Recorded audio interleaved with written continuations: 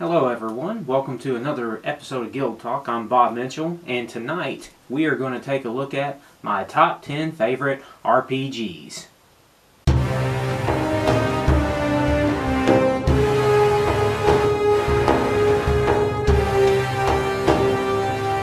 So hey, welcome back to Guild Talk. And here at the Dice Guild, we don't just play board games. We do like to play role-playing games as well. Paper and pen, dice, the polytetrahedral dice. I would just like to take a look at some of the 10 RPGs that I've been playing pretty much since I was 15. And I just want to share those with you, and we will get started. So, my number 10 role-playing game is End of the World Zombie Apocalypse by Fantasy Flight Games. This is a really unique RPG. You basically play yourself, and your friends are playing themselves, and it's a real-world experience. They do have other RPGs in that same line. I believe it's The Wrath of Gods, The Machines, and a third one that I can't remember off the top of my head. But End of the World Zombie Apocalypse, my number 10. My number 9 is basic Dungeons & Dragons. This beauty right here from TSR way back. This is actually the first RPG that I ever played. It's obviously very basic. You can play everything you want with these two books. They came out with cool modules. They had like basic rules, then expert, advanced, campaign, masters, and I think they did an immortal set as well. But basic Dungeons & Dragons, my number 9. My number 8 is a Star Wars role-playing game by West End Games. There's been a lot of iterations over the Star Wars RPG. I have not yet played the Fantasy Flight version, but I hear it's really good. But as of right now, the West End Games version with the D6 system is probably my favorite. And what I like about the D6 system is that you have a wild die, and if you roll a 6 on it, you just keep rolling. You get all these successes. You keep building up. It's really a cool gimmick for a game, which kind of leads, and of course I love the Star Wars universe. The only problem with the West End Games version is that it just didn't have any staying power. Otherwise, I don't know why. I think it was a great game. So that is my number 8, Star Wars RPG.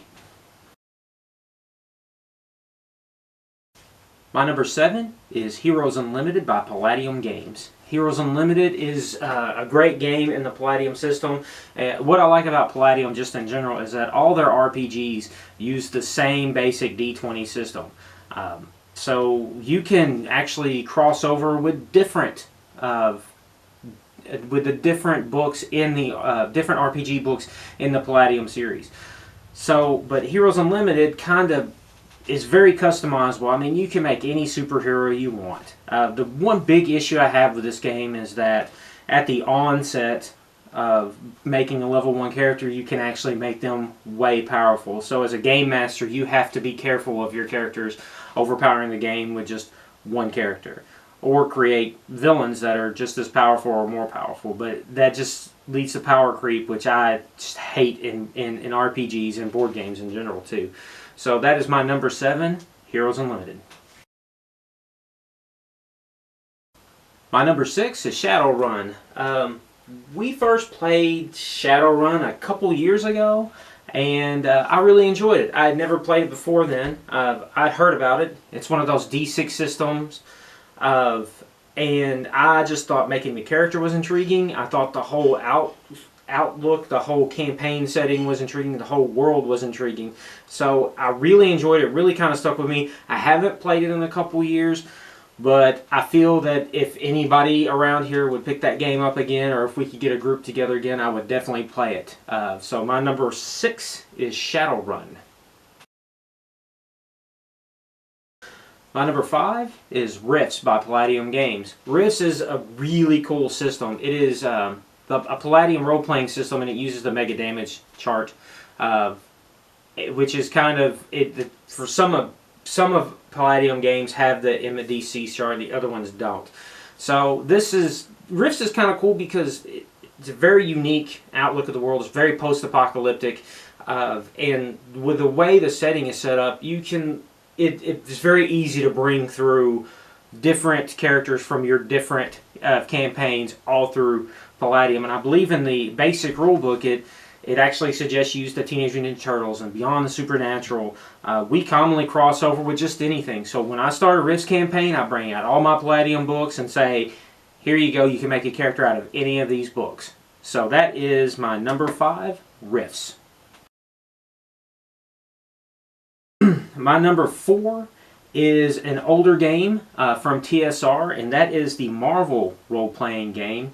I unfortunately do not have a copy, and I've been looking for one for years. It is based off, it's a D10 system, or percentage system, and it's just really cool. You get to play. You can either play as the Marvel superheroes, or you can just create your own unique character. We did both. We like it. I believe the base set came with like a map of like a New York City block, and your superheroes were little cardboard things you bent over, and they had like the different characters on them, and you moved around that way. But you didn't actually have to use the map. It was a very cool game. It was a very cool concept. I really love that game. We spent many hours in our childhood playing it, and that is my number 4, Marvel, the role-playing game. My number 3 is Call of Cthulhu by Chaosium Games. Specifically the 4th edition one. I believe that is the last edition that used the percentile system. The mythos of Cthulhu, the Cthulhu mythos, it's always fascinated me. I'm a big H.P. Lovecraft fan. So this game just kind of fit right in my wheelhouse. It's just a fun storytelling game. It forces the players to think, because the monsters you encounter there you usually can't defeat. I mean, it's just not going to happen, and that's the whole point of Lovecraft. And basically, you just got to survive the longest without going insane. It's a cool concept. I really like it. That's my number 3, Call of Cthulhu. My number 2 is Advanced Dungeons & Dragons 2nd Edition by TSR Games. I feel like this was the last iteration of Dungeons & Dragons that was truly Dungeons & Dragons, set in the Greyhawk universe, and it was the THAC0. I just loved everything about it. The game was so cool. It is, out of all the games on this list, with the exception of my number 1, I played it the most. And even today, we still get a group together every so often, and we may just play an adventure just to see how it goes. Usually we don't turn into a campaign or anything, because we can't get a consistent group every time. But it is still one of my favorites, and if anybody ever invited me to play, I would be all in on it. That is Advanced Dungeons & Dragons 2nd Edition. And my number 1 RPG is the Robotech RPG by Palladium Games. I am a big Robotech fan. It was my first cartoon I ever watched that was Japanese animated. And I understand Robotech wasn't technically the Japanese cartoon. It was brought over here and changed. The words were changed and everything. I get that. Okay, don't think I don't know that. But Robotech was the first Japanese anime I ever watched over here. And the game is just so cool. I mean, what else could you... I mean, you get to fly around in a jet that transforms into a robot, and you get to shoot space giants. It's got a great storytelling aspect. There's just so many options for the game. They have a ton of expansions for it. Even the Robotech 2, the Sentinels, they got those guides, a source book, and even today, I believe they're still printing source books for this. So that is my number 1, Robotech RPG. Alright, now that is my top 10 RPGs, and even though we don't get together and play them that much anymore, I still would love to play them. We've tried to get a group started. It just doesn't work out. Of course, a lot of my games are older, and I've just never played a newer one, like the Star Wars RPG for Fantasy Flight, which is one that I guess I would like to try at some point. For the rest of the week, hopefully I will be reviewing a few more games. I'm going to do another one tonight that should show up tomorrow. But content will be limited this week as I will be getting ready for vacation, and the next Guild Talk video will not happen until I believe the second week of October. So keep tuning into the channel. I will be hopefully posting up a few videos this week before I have to pack up everything, and if not, I will see you when we get back. And I would like to thank you for watching Guild Talk, and we will see you soon.